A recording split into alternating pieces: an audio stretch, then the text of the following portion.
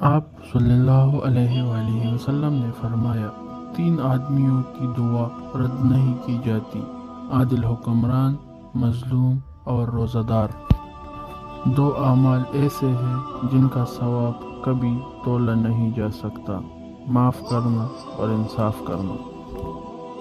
اچھے لوگوں کو آزمانے کی کوشش نہ کریں، ان کی مثال ہیرے جیسی ہوتی ہے جو ٹھوکر لگنے سے بہت دور چلے جاتے ہیں۔ ظلم اور والدین سے بدسلوکی دو ایسی گناہ ہیں جن کی سزا اللہ تعالیٰ دنیا میں ہی دے دیتا ہے۔ کچھ تکلیفیں ہمارا امتحان لینے نہیں بلکہ اپنے ساتھ جڑے لوگوں کی پہچان کروانے آتے ہیں۔ جن کے دل میں مکافات عمل کا خوف ہو، وہ لوگ کسی کا برا کرنے سے پہلے کئی بار سوچتے ہیں۔ زندگی کبھی آسان نہیں ہوتی، اسے آسان بنانا پڑتا ہے، کبھی برداشت کر کے اور کبھی نظر انداز کر کے۔ انسان کو اس کے حالات نہیں، خیالات پریشان کرتے ہیں۔ حالات تو وقت کے ساتھ بدلتے رہتے ہیں، لیکن خیالات کو بدلنا آسان نہیں ہوتا۔ اخلاق کا تعلیم سے کوئی لینا دینا نہیں۔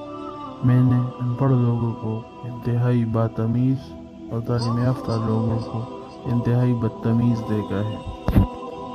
انسان کو برباد کر دینے والی 8 غلطیاں۔ نمبر 1، بیماری کو معمولی سمجھ کر شروع میں علاج نہ کرنا۔ نمبر 2، 3 دن سے زیادہ کسی کا مہمان بننا۔ نمبر 3، اپنے گھر کا بید دوسروں پر ظاہر کرنا۔ نمبر 4، ہر شخص کے سامنے اپنا درد بیان کرنا۔ نمبر 5، بیکاری میں خوش رہنا اور روزی تلاش نہ کرنا۔ نمبر 6، اپنے راز کسی دوسرے کو پوشیدہ رکھنے کے لیے کہنا۔ نمبر 7، آمدنی سے زیادہ خرچ کرنا۔ نمبر 8، لوگوں کی تکلیف کا ذریعہ بننا۔ جو تمہاری خاموشی سے تمہاری تکلیف کا اندازہ نہ کر سکے، اس کے سامنے زبان سے اظہار کرنا صرف لفظوں کو ضائع کرنا ہے۔